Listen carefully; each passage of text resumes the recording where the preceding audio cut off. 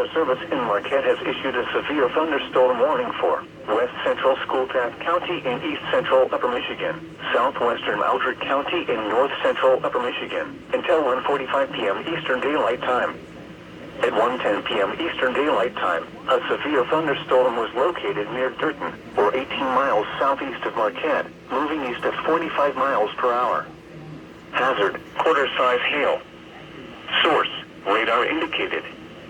Impact, damage to vehicles is expected.